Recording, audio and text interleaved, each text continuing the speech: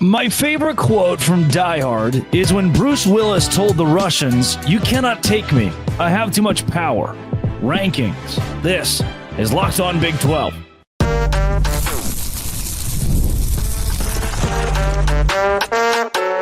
You are Locked On Big 12, your daily podcast on the Big 12 Conference. Part of the Locked On Podcast Network, your team every day. Happy Monday, everybody. Welcome into Locked On Big 12. I'm Drake Toll from America's #1 Big 12 podcast, Locked On Big 12. Thank you for making this show your first listen every single day. On today's program, let's go through the craziest power rankings that this conference has seen yet. We'll also talk about how Alabama losing, based on the new AP poll, is some of the best, most random news the Big 12 could get. I'll explain more, especially about the college football playoff process. And finally, is West Virginia legit or no? Is this just a flash in the pan? You hit subscribe, I get to keep my job.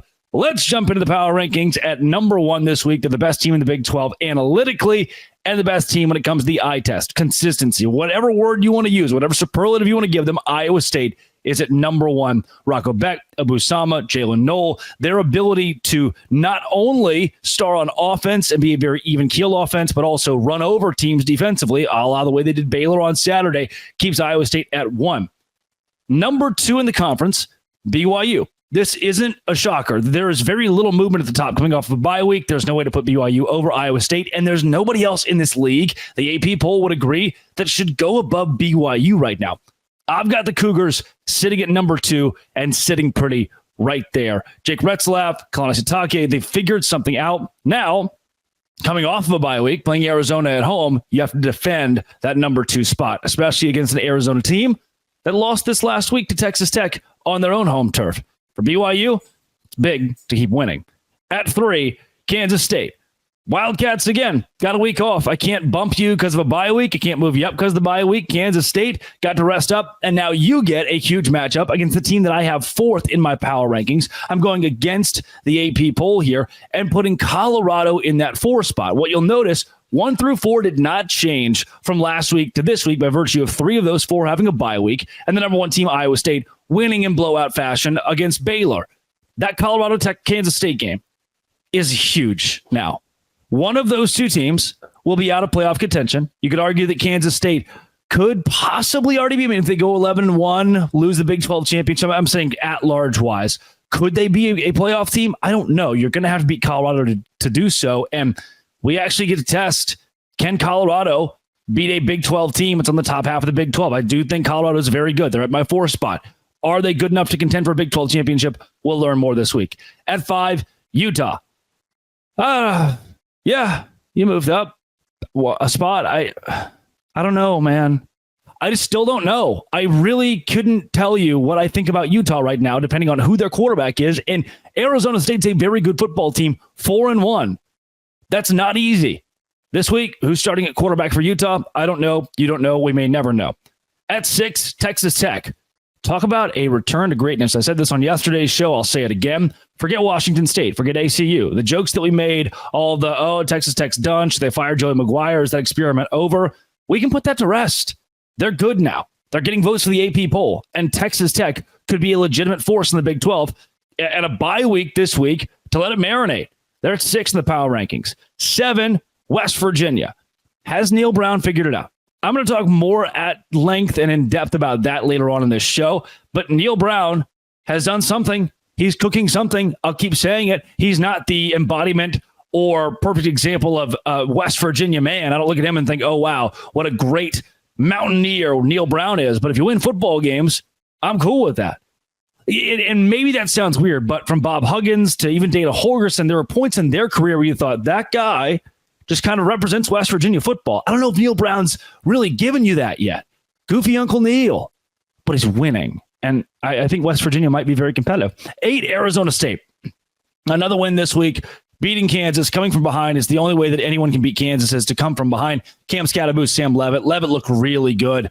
Look, Dillingham's building something really, I don't want to say special yet, but something that could be really special for a team that I had 3-9 in the preseason. I was wrong. They're 4-1 right now. They sit in the top half of the power rankings. It's Iowa State at 1, BYU at 2, Kansas State 3, Colorado 4, Utah 5, Texas Tech 6, West Virginia 7, Arizona State 8. At 9, right behind them, their rival Arizona. This could very well be a 7-5 Arizona team that's a very good, sneaky 7-5. They probably lose this week at LaVell Edwards Stadium. Now, that is 4 Eastern time. It's 2 o'clock local time. Can the Cougs play during the day? We don't always know. This Arizona team's good, but there are a lot of good teams in the Big 12, and they might, based on the way the league cannibalizes itself, might not win 8 or 9 games in year one under Brent Brennan. 10, Cincinnati. Very good Cincinnati team.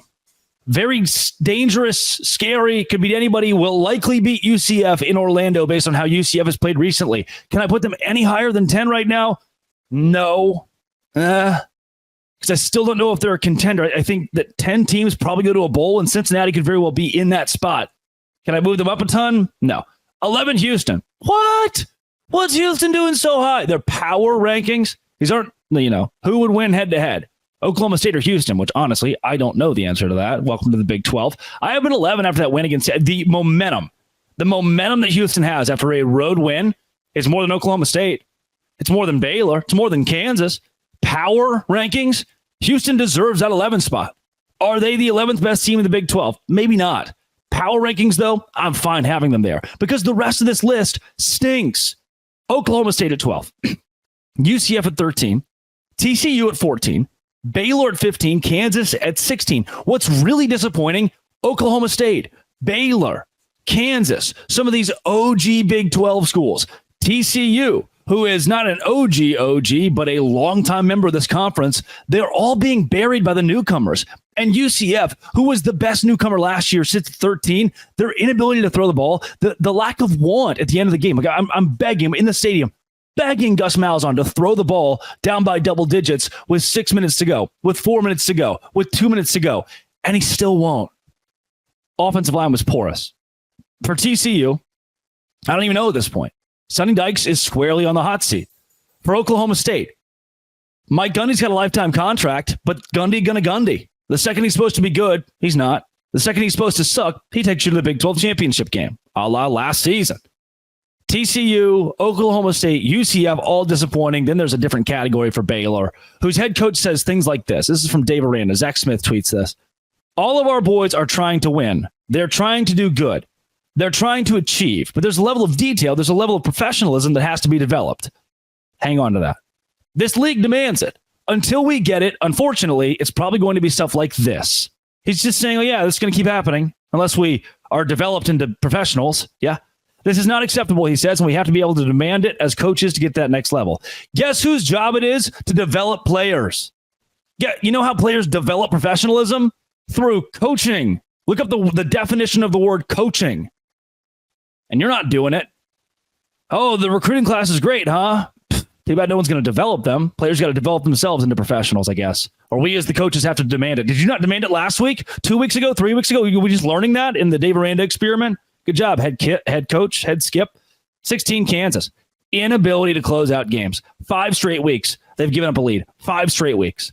They're the worst team in the Big 12 from a record standpoint, and they were my preseason Big 12 champion. There's no sugarcoating it. Kansas is not very good at football right now. And if you're a fan, head scratcher. Lance Leipold's got a lifetime contract, but this, not going to cut it. Those are your power rankings. 1, Iowa State, 2, BYU, 3, Kansas State, 4, Colorado, 5, Utah, 6, Texas Tech, 7, West Virginia, 8, Arizona State, 9, Arizona, 10, Cincinnati, 11, Houston, 12, Oklahoma State, 13, UCF, 14, TCU, 15, Baylor, and 16, Kansas. Coming up, Alabama losing, big for us. This is Locked On Big 12, part of the Locked On Podcast Network, your team every day. Today's show is brought to you by Roy. Roy is the brand new, it has to be because NIL is so new, brand new way for you to support any of your favorite players across the Big 12. Say that you were really impressed this week by the performance of, I don't know, let's go back to our power rankings. The number 1 team, Iowa State, Rocco Beck. You want to keep Rocco Beck to Iowa State for a while? Roy is the way to do it. We're putting $100 right now through Roy toward Rocco Beck's NIL. That's right. You download Roy, ROY, on iOS or Google Play Store. No middleman, no collective making decisions for you. You just get to give money to Rocco Beck. The best part with Roy, you know exactly where your money's going. It gives you the power to decide who gets your support. So every contribution from fans is like helping athletes commit further to the team and further to the program. So what are you waiting for? Download the Roy app today. Make your contributions. Not only are you supporting the athlete's journey, but you're also helping keep strong teams in the Big 12 for next season. Remember, if they stay, you win. If they leave, no worries. You get your cash back. That's right. Roy gives you that. That wraps up our Roy Player of the Week segment. Don't forget, if you want to support more athletes, be the part of their success story, Roy's the way to go. Keep those contributions coming, and let's change the game with Roy. Alabama lost to Vanderbilt. And that wasn't the only insane thing that happened to the AP Top 25 this week that actually benefited the Big 12. What we have to come together and understand now is the more parity, the more craziness that happens in college football, the better for the Big 12 at this point. Because guess what? We are the conference of craziness. We are the conference that can't seem to find any stability at the top because your number one team might be number one this week and number 7 in 2 weeks because they find a way to lose 2 in a row because the Big 12 is that evenly matched. And in a world like that, you need more major college football teams losing so that your league has a better opportunity to get into the college football playoff. Here's the deal. If Alabama can lose to Vanderbilt, they can lose to pretty much anybody in the SEC. And really, maybe that means that this year in college football, especially when Cal is hosting College Game Day, anybody can beat anybody. See, all these like, oh, we don't want to see Alabama play Utah in the college football playoff. It'd be a blow. We don't want to see Ohio State play Iowa State. Buddy, look. You're seeing Alabama lose to Vanderbilt. And not only that, number 4 Tennessee loses to Arkansas, a fairly porous Arkansas team. How about number 25 Texas A&M, boat racing, stomping Missouri. Number 8 Miami should have lost the game. If the officials don't step in, they lose the game to Cal, who we have made fun of all offseason. Number 10 Michigan loses by double digits as Washington completely shuts down the Wolverines in the second half. Number 11, USC. Welcome to the Big Ten, baby. They're 3-2 now. Huh? Ole Miss losing to Kentucky last week. All of these games. 22 Louisville getting bounced by SMU. All of these games mean one major thing for the Big 12. Parity at the highest level in college football, which thus helps the Big 12. That itself is full of parity. Was that like too philosophical? Did that make sense? I wonder, Alabama got Tanya Harding this week. They got another aside. Who was Tanya Harding? Was she the one that did the kneecapping thing, or did she get kneecapped? And how did they become friends? Did they go on Oprah together? Which one was Tanya Harding? Because if she was the one that hit the other person's kneecaps, why do we only remember Tanya Harding's name and all of that? And if she was the one that got hit, I guess that's cool. But Alabama was Tanya Harding, or if Tanya Harding is bad guy, then Alabama's the one that got hit in the kneecap to Vanderbilt. The Big 12, we see this. Houston beat TCU. And maybe it's not a prime example because TCU is no Alabama. And honestly, Houston's probably better than Vanderbilt. But in the Big 12, what you're seeing is parity. But I want to make a bit of a caveat with that. Iowa State, BYU, Kansas State, Utah, Colorado, Texas Tech, these one-loss Big 12 teams have placed themselves in a position where if we have 4 schools that end the year at 11-1 or 10-2, that whole the Big 12 is going to cannibalize itself. Wait, if the rest of college football cannibalizes itself more than we do, we're in business. If Alabama's 9-3, BYU's 11-2, loser of the Big 12 championship game, I can tell you who has to get into the college football in a 12-team format. And you might be like, oh no, Alabama won at 9-3. I don't think so. I don't think there is an overarching narrative that the SEC at 9-3 is going to beat out the Big 12 when a team's 11-2. When you have 11 wins, you're at a Power 4 conference. You're in a conference that has depth. We know that. A league that could have 9-10 teams go bowling. There's an ideal scenario where that top 3-ish range in the Big 12 all has a real shot at the college football playoff. And honestly, the AP poll emulates that at this point. Bama's at 7, okay? So let's break down a bit. We've already seen Georgia lose. We have seen Miami basically lose to Cal. Alabama, Tennessee, Ole Miss, Clemson. We've seen those teams lose. They sit ahead of Iowa State, who's at 11 right now, right there with Notre Dame. We've seen Notre Dame lose to NIU. We've seen LSU lose to USC. We have seen these teams lose. We haven't seen BYU lose. We haven't seen Iowa State lose. We saw Utah lose. We saw Kansas State lose, but they're still hovering right around in that range. You control your own destiny. When you're at 18, which is where Kansas State is right now, going into week 7, you've got a whole lot more football, a half a season left of football to move squarely into that top 11. If you're sitting at number 7 and lose the Big 12 championship game and still have 11 wins, you have a real shot. Utah, Kansas State, BYU, Iowa State, Texas Tech, Colorado, of being a college football playoff team. That is what we're building in this conference. Is parity, yes, but a bubble up there at the top 3, where as long as those guys stay powerful, as long as those guys stay fairly unscathed, as long as we don't have TCU, Houston, Baylor, now Oklahoma State, the bottom half of this conference, Kansas, as long as we don't have them upsetting the upper half, the SEC has that right now. Ole Miss losing to Kentucky, Alabama losing to Vanderbilt. The Big Ten has that right now. USC losing to Minnesota. Washington, who lost to Washington State, beating Michigan. We're seeing the top half of these Power 2 lose to the bottom half. We haven't really seen that in the Big 12 this year. Not yet, at least. We haven't seen Iowa State lose to a bottom dweller. We haven't seen BYU lose to a bottom dweller, or Kansas State, or Colorado, or Utah. We've seen these teams. Maybe Utah, you could argue Arizona's kind of in that category. For Texas Tech, they haven't lost a Big 12 game yet. For West Virginia, they're right there as well. What that marks to me, when the top half of your conference is not losing to the absolute bottom half of your league, you are building a very good shot for the college football playoff. If we can become 2007, if we can lean into 2007 energy, which was the craziest season in college football history, the Big 12 can get 2 or 3 teams into the playoff. I said this a couple weeks ago, and it's an even better scenario shaking up now when Alabama is losing to Vanderbilt, when Tennessee is losing to Arkansas, when the schools that are either terrible or going to fire their coach, like PJ Fleck is coaching for his job game in and game out at Minnesota, and they just beat the number 11 team in the country, scoring 14 points unanswered in the fourth quarter to come back and win. Ole Miss losing to the same Kentucky team that got blasted by South Carolina. When those leagues start to cannibalize each other, now that they're coast to coast, when those leagues start becoming more even, we have a real shot. You're a Big 12 propagandist. Yeah. Congrats. Did you read the name of the show? Did you? Locked On Big 12, 100%. But it is objective at this point with the way the top half is losing to the bottom half in both the SEC and the Big 10. And the Big 12 is in a good spot.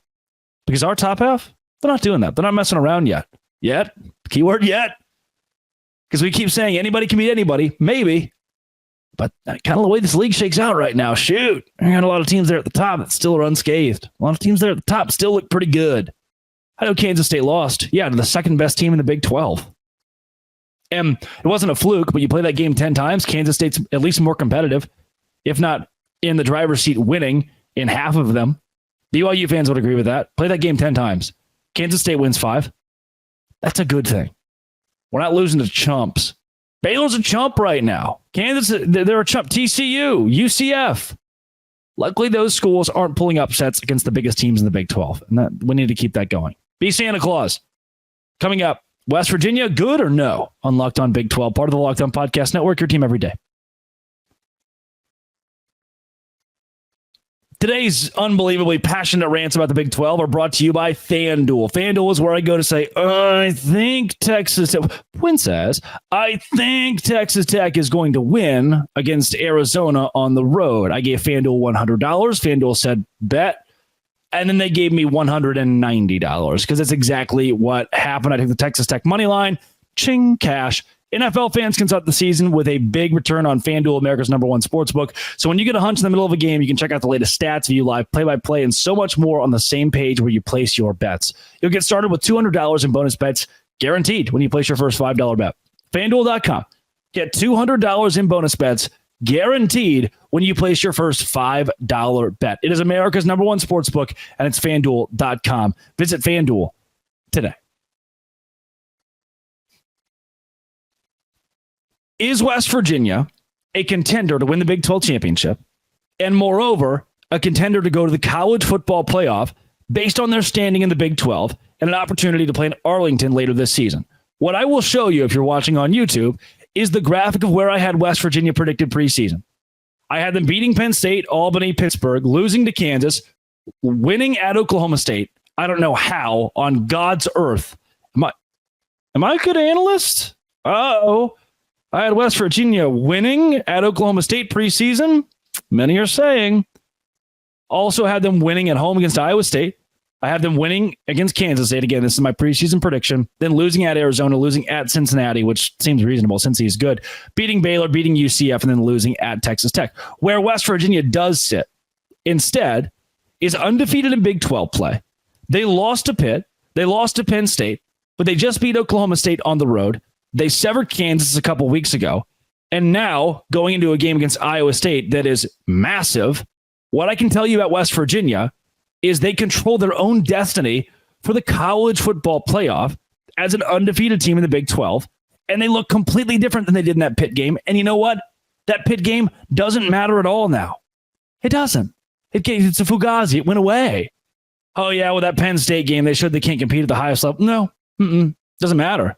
As long as you win the Big 12 conference, you can go to the college football playoff. And for West Virginia, they look like a different football team. This week, they looked like a completely different football team against Oklahoma State. And what I was trying to say, I don't know if Neil Brown wasn't listening to Locked On Big 12 or if he forgot how to do the whole football coaching thing. You have at your disposal, C.J. Donaldson, very good at football. Garrett Green, Jaheim White, those three guys are unbelievably good and can run the ball at an elite level. And then I said it preseason, he's one of my favorite stories in all of college football. He is my favorite player on the West Virginia roster. I was touting him in August, touting him in July, ready for this guy to have a breakout year. And I still wouldn't say it's breakout yet, but my gosh, he's been a huge weapon when needed. Hudson Clement, there is a wide receiver unit at West Virginia that has stepped up in the last couple of weeks and made this offense what was advertised. It was against Pitt. The defense fell apart. The offense has been there, then the defense falls apart. These last 2 weeks, this past week, namely, offense there, defense there, consistency there. Yeah.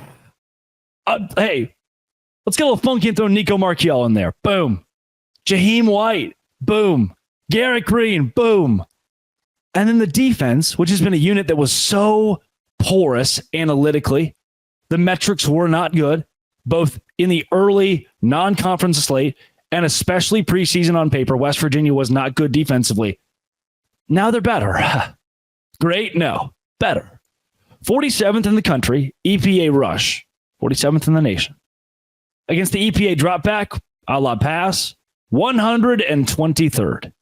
Now, they bottled up Alan Bowman, which most of us could.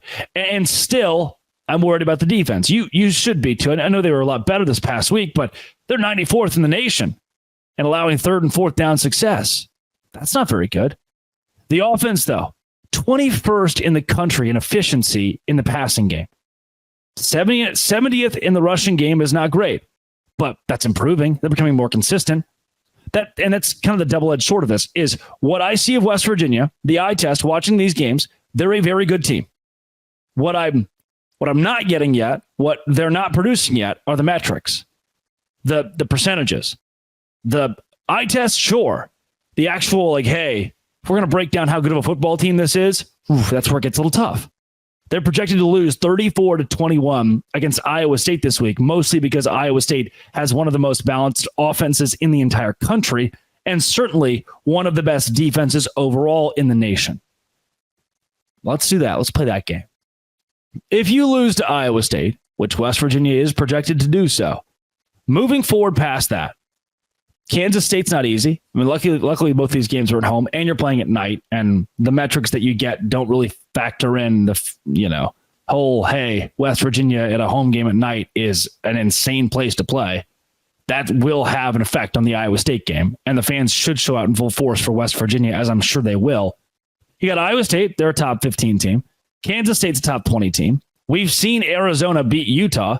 We've also seen them get killed by BYU. We've seen Arizona get not killed by Texas Tech, but lose to Texas Tech as well. Killed by Kansas State, that beat Arizona, and then BYU killed Arizona. BYU killed Kansas State, so transitive property. We've seen Arizona lose to Texas Tech and Kansas State. We've also seen them beat Utah. They're one of those directors of chaos in this conference. At Cincinnati, that game's tough.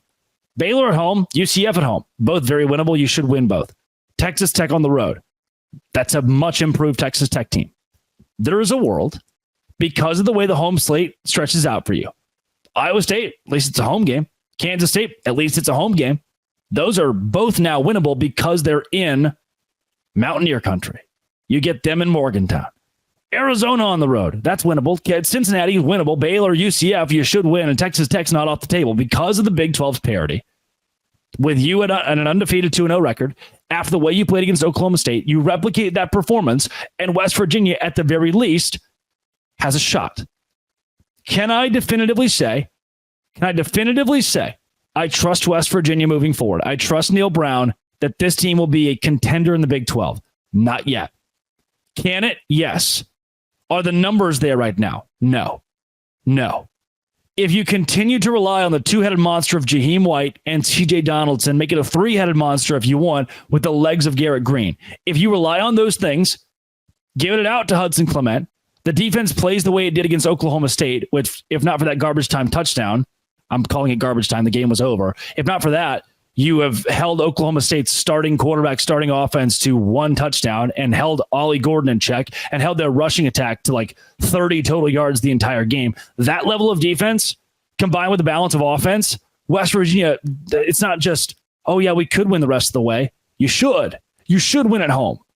You should win at home in the Big 12 when you're a team that's on the top half of this conference. You should be able to beat up on Arizona based on their offensive inconsistency and defensive inconsistency. You should be able to win against Cincinnati. That atmosphere is not going to deter you. It's not going to phase you. They have a good offense? Yes. Is their defense going to slow you down? They don't have to. We saw them give up 44 to Texas Tech. The way everything has moved here for West Virginia, the way everything's panned out, namely because Arizona is not as good as we thought preseason. Baylor's bad. UCF's not near as good as what we thought preseason. Texas Tech still has question marks, though could be a Big 12 championship contender in the same way that you are. All of that taken into account, West Virginia at the very least has a fighter's chance. And you give Neil Brown and those Mountaineers a chance, good luck.